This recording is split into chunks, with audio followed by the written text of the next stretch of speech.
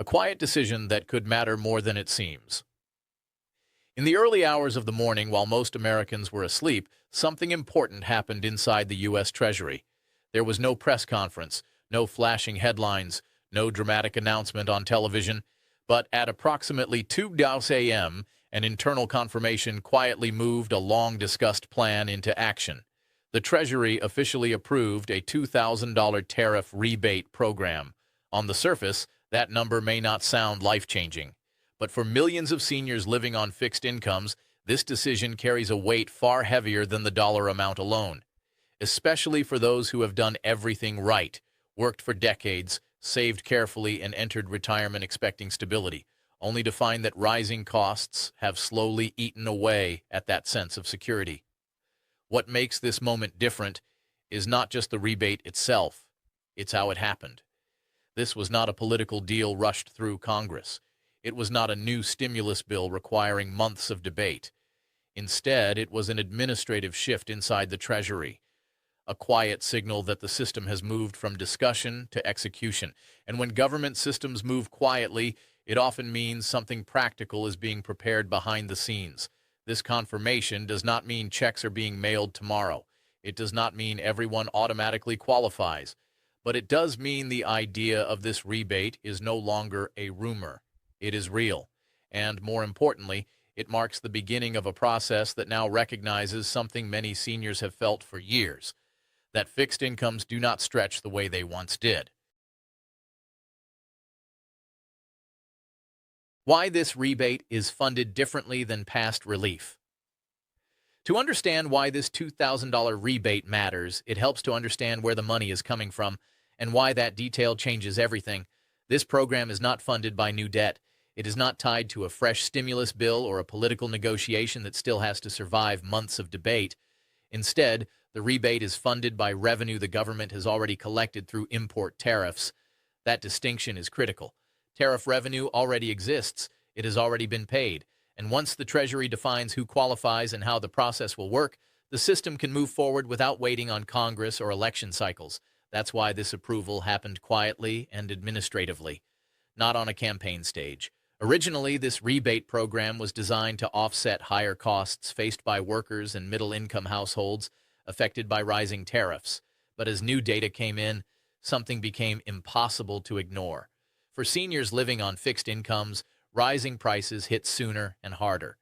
When grocery bills climb, when prescriptions cost more, when energy bills creep up month after month, working households may still have options. Extra hours, a side job, a shift change. Retirees do not.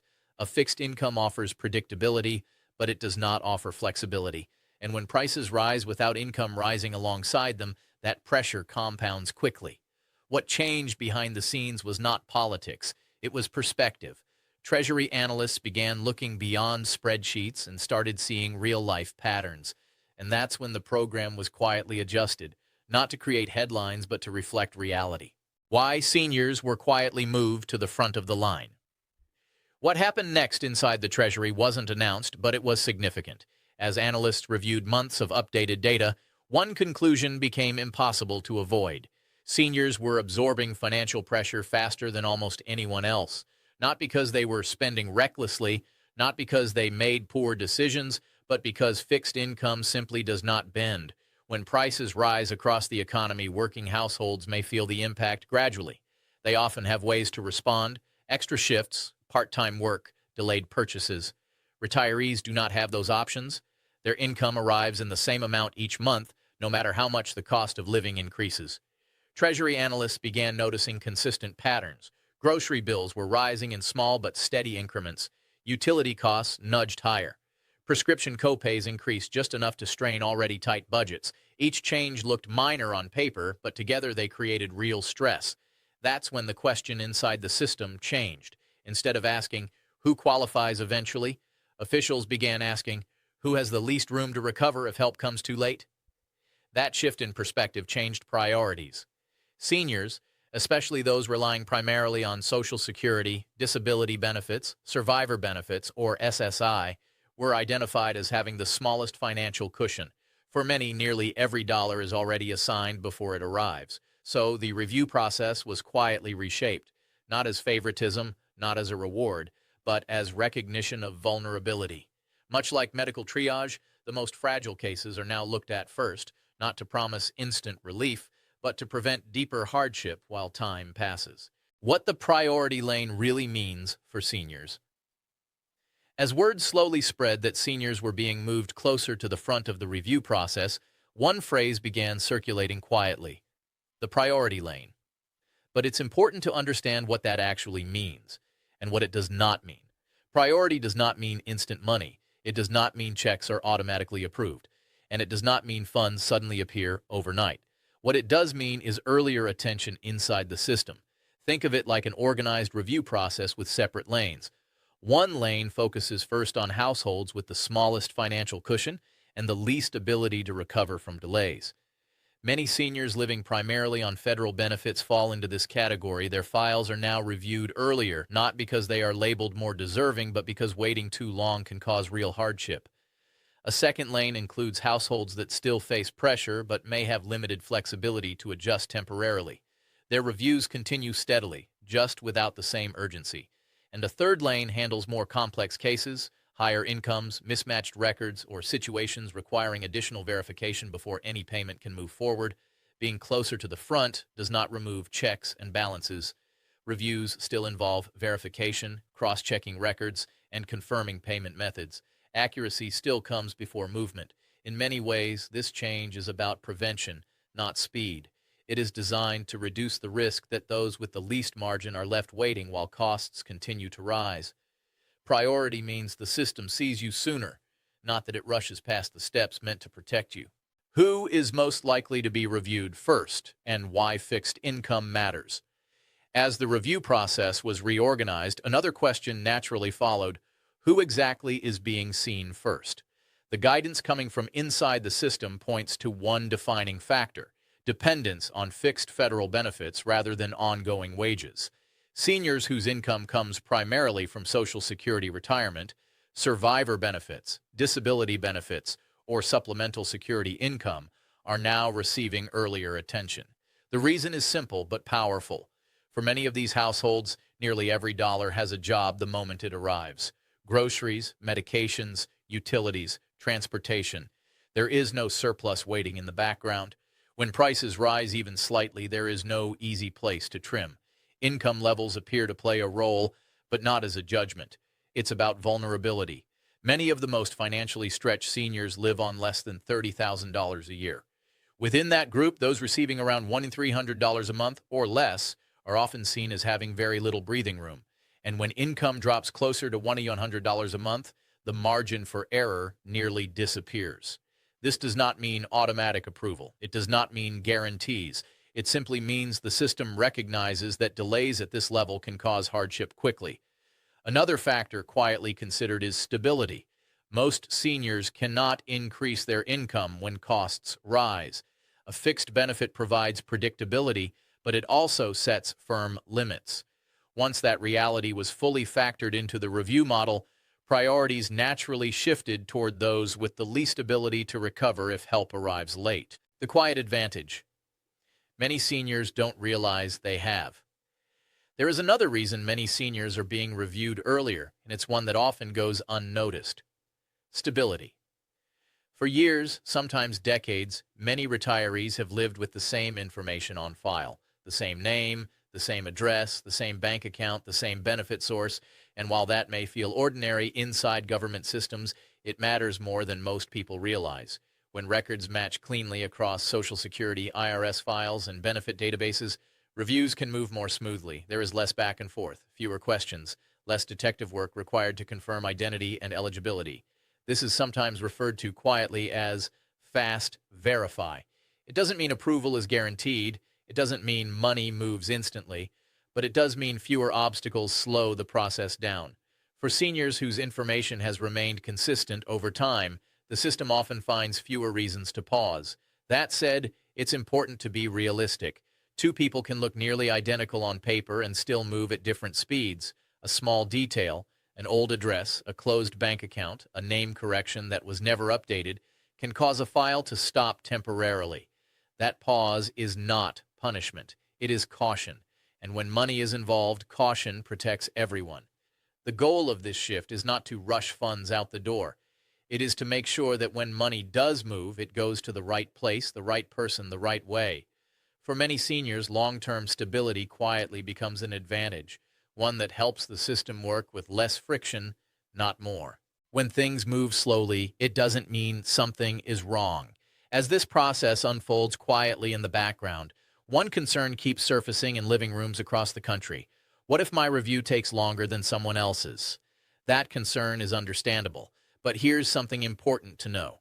Slower movement does not mean denial. In many cases, delays come down to small details, an address change that was never updated across systems, a bank account that was closed years ago but still appears on record, a name correction that didn't fully sync between agencies. These are not red flags. They are simply points where the system pauses to double-check accuracy, and accuracy matters. When public funds are involved, the system is designed to move carefully, not quickly. That caution exists to protect you, to make sure money doesn't go to the wrong account or the wrong person. This is why two seniors with similar incomes and benefits may see different timelines. One file moves smoothly because every detail matches perfectly. Another pauses because something small needs confirmation.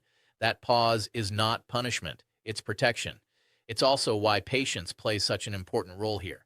The review process isn't a race. There is no advantage to rushing, and there is no hidden deadline you need to beat.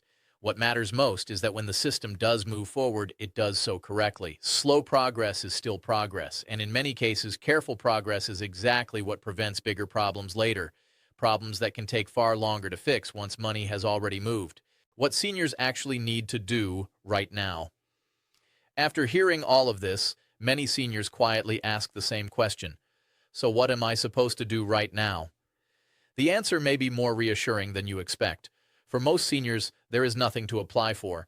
There is no special form to fill out. There is no hidden website where you need to sign up to get in line. And there is no early access list that someone can sneak you onto. This process relies heavily on information the government already has. Social Security records, IRS data, existing benefit systems. Reviews are happening quietly in the background without requiring action from most people. That's by design. It reduces confusion and prevents unnecessary paperwork. However, there is one practical step that truly helps. When you have time, calmly, without rushing, log into your official accounts. Check your IRS online account. Check your My Social Security account. Look closely at your mailing address. Confirm your direct deposit information. Ask yourself one simple question. Is everything here still accurate? Small issues cause more delays than policy ever does. A closed bank account, an outdated address, a minor spelling error. Fixing those details early without stress can save weeks of confusion later.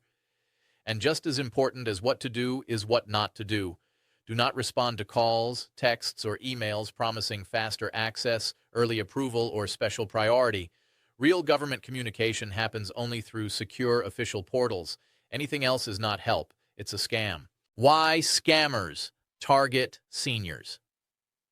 During moments like this, whenever financial relief is discussed, especially when details are still unfolding, scammers pay very close attention. And moments like this create exactly the kind of uncertainty they look for. Here's why seniors are often targeted first. Scammers know that many retirees live on fixed incomes. They know rising costs create stress.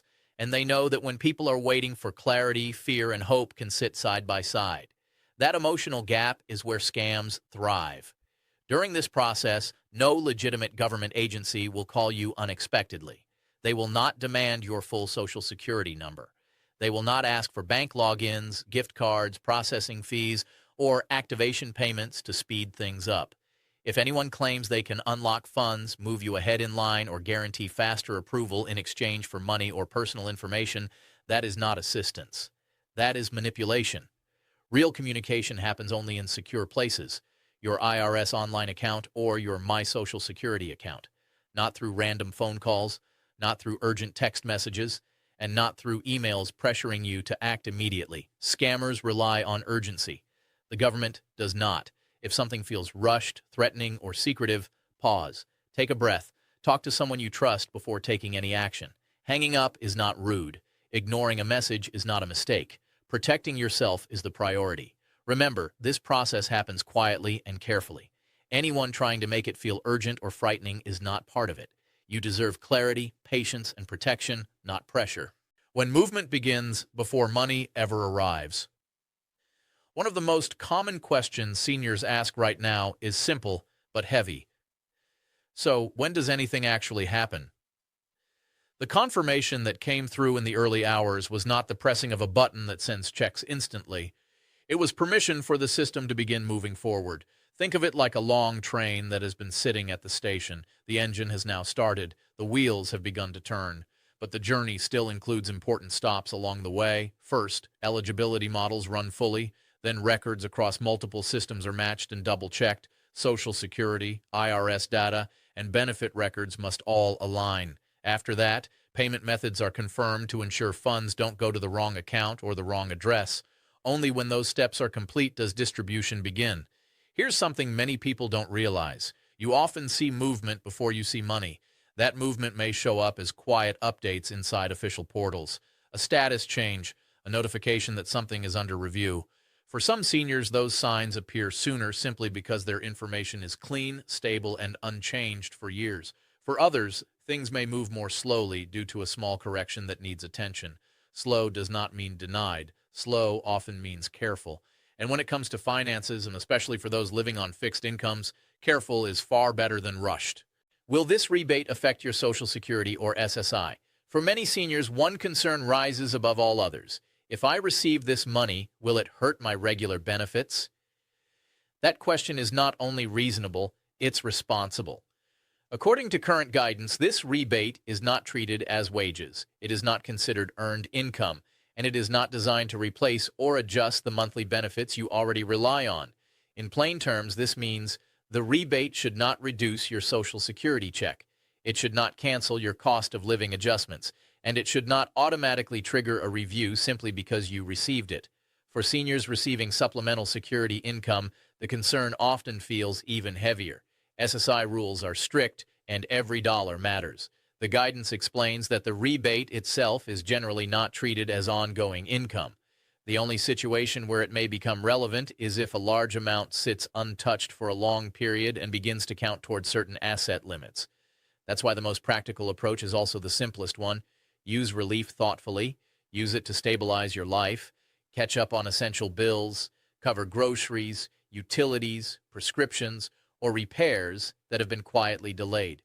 The intention of this rebate is to provide breathing room, not to create new anxiety. Receiving help like this does not paint a target on your back. You are not being punished for needing relief. The review happens before anything ever reaches you. Once it does, the goal is stability, not scrutiny. Peace of mind matters just as much as the money itself. How seniors can use this relief without creating new risks. Once relief like this arrives, the next question often isn't spoken out loud, but it's deeply felt. What's the safest way to use this without causing problems later? The guidance here is practical, not complicated. This rebate was never meant to sit untouched in an account for months or years. It was designed to stabilize real life, the everyday pressures that quietly build when income stays fixed and costs keep rising. For many seniors, the most effective use is also the most ordinary. Catching up on utility bills that have been carefully delayed, refilling prescriptions without stretching doses, paying down balances that have been hanging over your head, taking care of small home repairs that couldn't be postponed forever. Using the money this way aligns with the intent of the program. It reduces stress, it restores balance, and for those receiving SSI, it also helps avoid potential issues tied to asset limits if funds sit unused for too long. This isn't about spending quickly or carelessly. It's about using relief thoughtfully in ways that protect your stability rather than create new concerns. It's also important to remember that this money does not require reporting back how it was spent. There is no expectation that you justify your choices. The review process happens before funds are released, not after. Relief is meant to ease pressure, not replace it with fear. Using it to support your daily life, food, shelter, health, safety, is not only appropriate. It's exactly why this program exists in the first place. Why this moment is about recognition, not just money.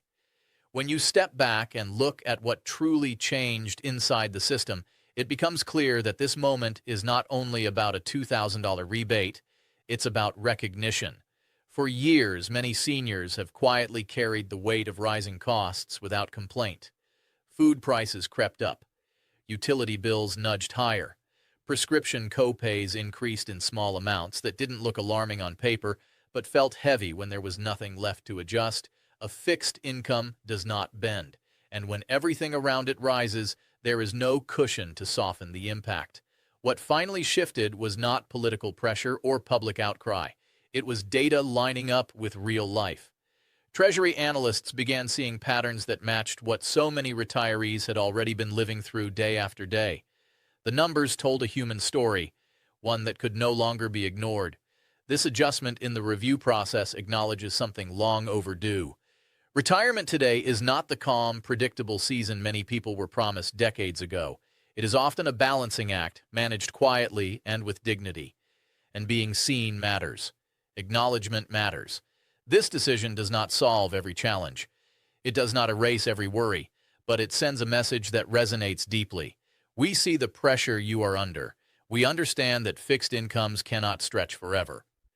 That recognition, even when it arrives quietly, can bring a sense of validation many seniors didn't realize they were still waiting for.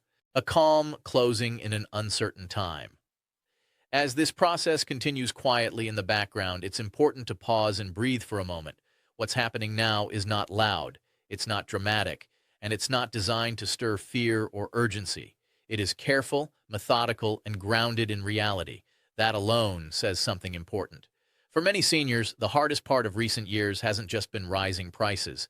It's been the feeling of managing it all quietly, adjusting without complaint, making small sacrifices no one else sees, and hoping the system would eventually notice. This shift suggests that it has. No one is asking you to rush. No one is asking you to chase paperwork. And no one is asking you to prove your worth.